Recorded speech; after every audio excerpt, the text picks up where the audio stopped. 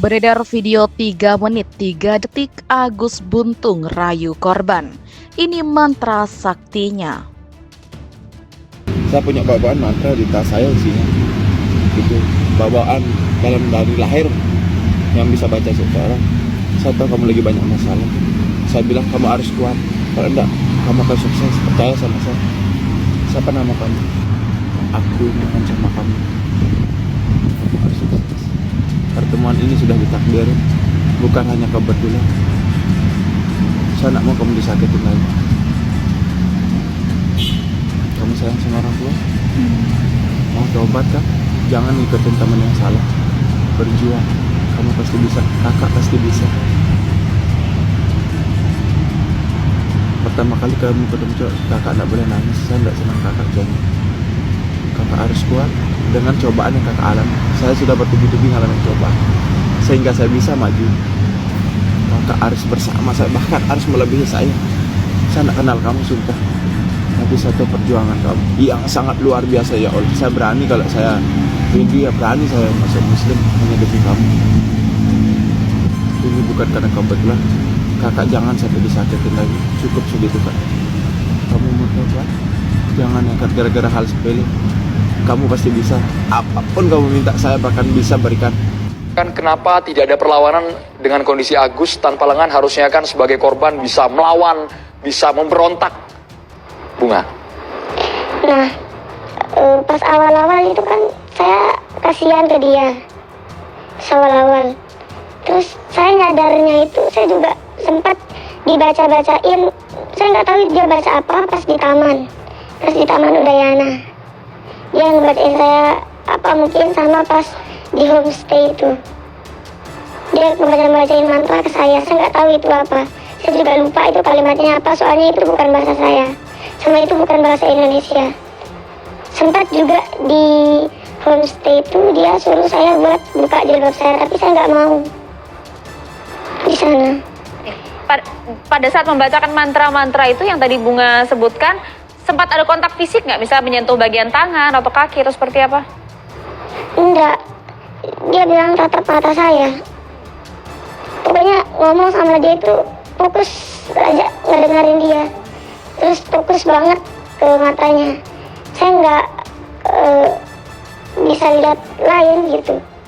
Jujur, aku percaya seakan hal itu, dan itu emang pelakunya si Agus. Karena 2022, 21-22, tapi ini bukan Agus. Dulu aku punya mbak yang kerja sama aku, terus aku dikenalin sama orang yang pinter. Kayak pinter kayak gitu, kayak dukun-dukun gitu, kayak modelan si Agus, tapi dia nggak disabilitas, dia normal. Cuman masalahnya si dukun ini, si cowok ini bisa kayak gitu.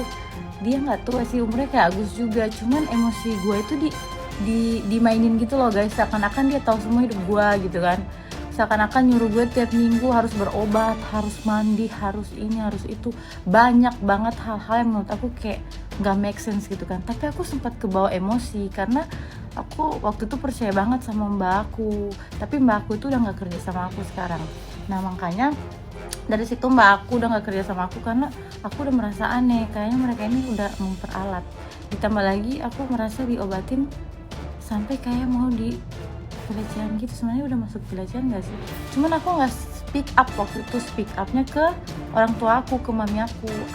Publik digegerkan oleh kasus dugaan pelecehan seksual yang melibatkan seorang pemuda penyandang disabilitas, IWAS, atau dikenal sebagai Agus Buntung. Setelah di kasus ini mencuat video Agus Buntung yang sedang merayu korban viral di media sosial. Dalam video tersebut terdengar suara Agus Buntung sedang berusaha membuat korban percaya padanya. Video berdurasi 3 menit 3 detik itu sepertinya diambil saat Agus Buntung merayu korban di salah satu taman.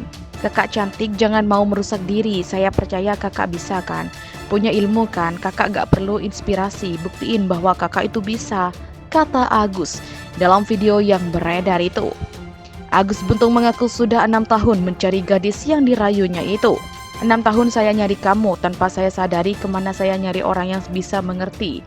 Enggak saya tahu di mana, entah hati saya kenapa jatuh di sini. kata Agus Buntung dalam video yang beredar itu. Dalam melancarkan mantranya, Agus Buntung juga berusaha menjadi sosok yang memotivasi korban. Saya nggak senang orang lemah, lapar mata itu. Nyawa saya kasih kakak, biar kakak tahu bahwa kakak itu berarti bagi dunia ini. Kakak akan jadi orang yang tertinggi besok, kata Agus Buntung. Pria yang kini telah ditetapkan tersangka pelecehan seksual itu juga mengaku sebagai guru sakti di Lombok. Biar kamu semakin percaya, saya guru terbajang di Lombok. Cuma saya sakit tangan ketika orang lemah gara-gara seseorang, kata Agus Buntung dalam video viral itu. Diberitakan sebelumnya, Agus Buntung kini telah ditetapkan tersangka pada Selasa 11 Desember 2024. Rekonstruksi kasus dugaan kekerasan seksual berlangsung di Taman Udayana. Ketua Komisi Disabilitas Daerah NTB Joko Jumadi mengatakan, hingga kini 15 korban telah melaporkan ke pihaknya. Dari jumlah tersebut, 7 korban Agus Buntung telah diperiksa oleh kepolisian. Polda NTB memastikan seluruh proses hukum kasus Agus Buntung yang kini telah ditetapkan tersangka dilakukan secara transparan dan profesional, sesuai dengan prosedur yang berlaku. Rekonstruksi kasus dugaan pelecehan seksual yang melibatkan tersangka Iwas alias Agus, 21 tahun. Seorang penyandang disabilitas menarik perhatian warga sekitar. Proses rekonstruksi ini berlangsung pada Rabu 11 Desember 2024 di 3 lokasi, yakni Taman Udayana, Homestay, dan sebelah utara Kompleks Islamic Center. Salah satu warga, Eni Noviani, mengaku awalnya tidak percaya bahwa seorang penyandang disabilitas bisa terlibat dalam kasus pelecehan seksual terhadap mahasiswi. Yang nggak nyangka awalnya karena nggak ada tangannya itu kita kasihan sama dia karena dia disabilitas. Karena kita tahu lewat HP ribut ikut marah sih jadinya karena melecehkan perempuan. Ungkap Eni dengan semangat. Eni yang sehari-hari berdagang itu juga mengungkapkan bahwa ia sering melihat Agus setiap sore saat tersangka naik sepeda motor roda 3. Sering saya ketemu tiap sore. Ia merasa heran dan mempertanyakan bagaimana Agus bisa melakukan pelecehan terhadap banyak wanita. Mengingat kondisinya sebagai disabilitas tunadaksa, Eni berharap tersangka dihukum jika terbukti bersalah. Saat ini, terdapat 15 korban yang telah melaporkan kasus ini ke Komisi Disabilitas Daerah.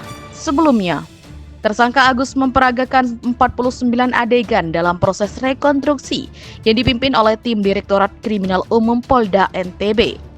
Dugaan pelecehan seksual ini terjadi di sebuah homestay di Kota Mataram pada 7 Oktober 2024 sekitar pukul 12 WITA.